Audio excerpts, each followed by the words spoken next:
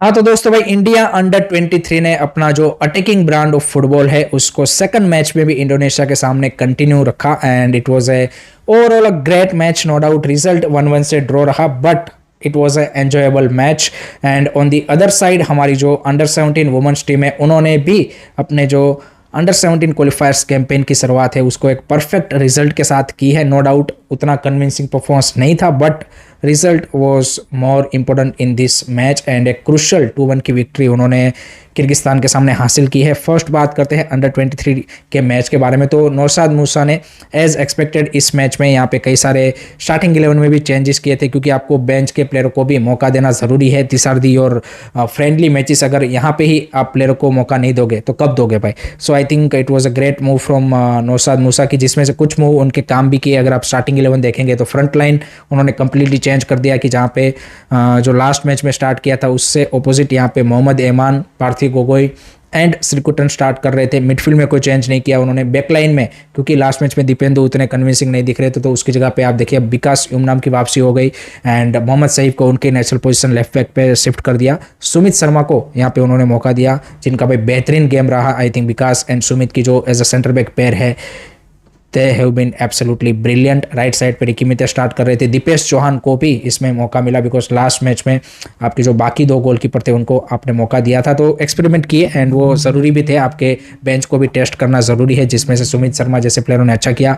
पार्थिव गोगोई ने first half में I think disappointing performance put up की। श्रीकुटन ने भी डिसअपॉइंट किया एंड जो हमारी फ्रंट थ्री है जितनी लिथल आपकी मोहम्मद सोहेल भट्ट एंड कौरव सिंह की थी उतनी लिथल ये तीनों नहीं दिखे और there are a couple of chances की जो हमने फर्स्ट हाफ में क्रिएट किए। इंडोनेशिया भी आई वुड से कि इस मैच में बेटर प्रिपरेशन के साथ आया था एंड आई थिंक उन्होंने भी अच्छी फुटबॉल खेली, अच्छा चैलेंज किया। They also created a couple of chances in first half. हमने भी क्रिएट किए बट पार्थिव गोगोई, श्रीकुटन जैसे मैंने बताया कि जो डिसीजन मेकिंग है या फिर फाइनल थर्ड में जो क्लिनिकलिटी चाहिए वो कहीं ना कहीं मिस होती हुई दिख रही थी।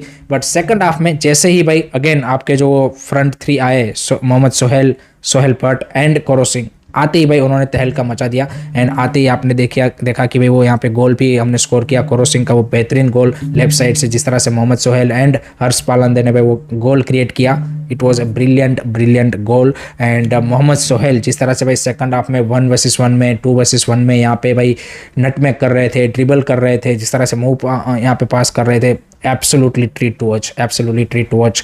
सोहेल भट्ट का भी ओवरऑल आप पोजिशनिंग देखेंगे the way he press, the way he move inside the box, I think it helps also other players to get the chance to score and Kaurav Singh भी आप देखिए राइट साइड पे वॉज ब्रिलियंट। सो इन तीनों की तिगड़ी ने भाई सेकंड हाफ में पूरा जो गेम है वो आई थिंक कहीं ना कहीं हमारे आई वुड से कि मोमेंटम में लेके आ गए and second half was much more better. वहाँ पे हमने गोल भी स्कोर किया, नो डाउट एक वो गोल कंसीड भी किया हमने।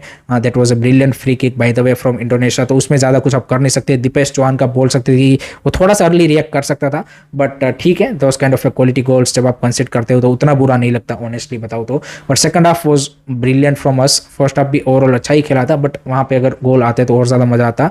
But I think the objective of this whole Indonesia friendlies are completed. चाहे भले इस मैच में हमने ड्रॉ निकाला हो बट ऑब्जेक्टिव ये था कि आपकी टीम को कम्पिटिटिव मैचेस मिले, आपकी टीम को एक्सपोजर मिले एंड आपके जो बाकी बेंच वाले प्लेयर है उसको भी आप ट्राई आउट कर पाओ। तो आई थिंक नौशाद मूसा ने उस सारे बॉक्स में टिक मार्क किया है। सेकंड हाफ में भी आप देखिए संतोगमा सिंह हो गए, रोशन सिंह हो गए, बेके ओरम हो गए, डेनी मिते हो गए, इस तरह के प्लेयरों को उन्होंने सेकंड हाफ में भी चांस दिया। So he tested the bench and the couple of other players also, सिर्फ 11 प्लेयर के ऊपर रिलाई नहीं कर रहे हैं।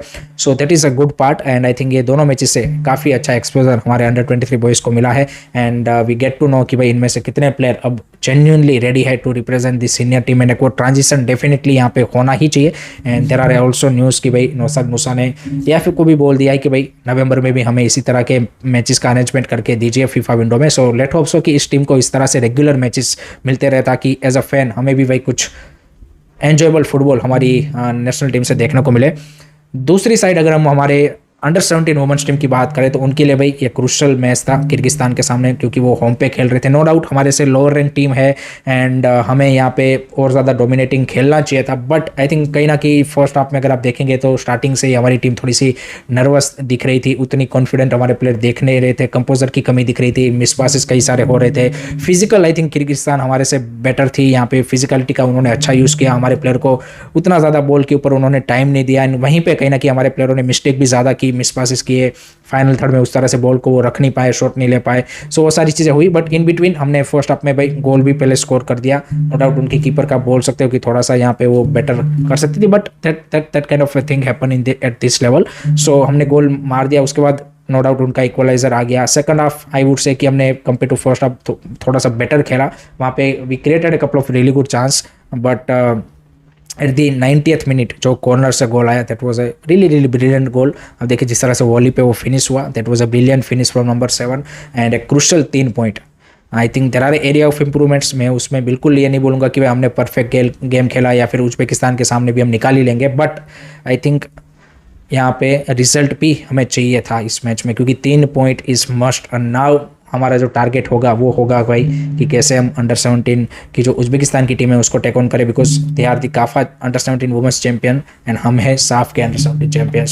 सो यहाँ पे अब देखना होगा कि उस मैच में किस तरह से हम परफॉर्मेंस पुटअप करते हैं, but result wise perfect start and there are a couple of areas की जहाँ पे आई थिंक डेफिनेटली टीम भी यहाँ पे रियलाइज की होगी कि इसमें हमें बेटर करने की ज़रूरत है। तो सेकंड मैच में वो हमें डेफिनेटली इंप्रूवमेंट देखने को मिल सकते हैं।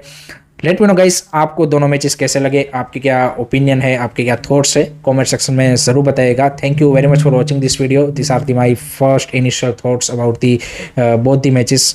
सो आपका क्या थॉट्स है वो भी बताइएगा। टेक केयर, बाय बाय, जय हिंद, जय भारत।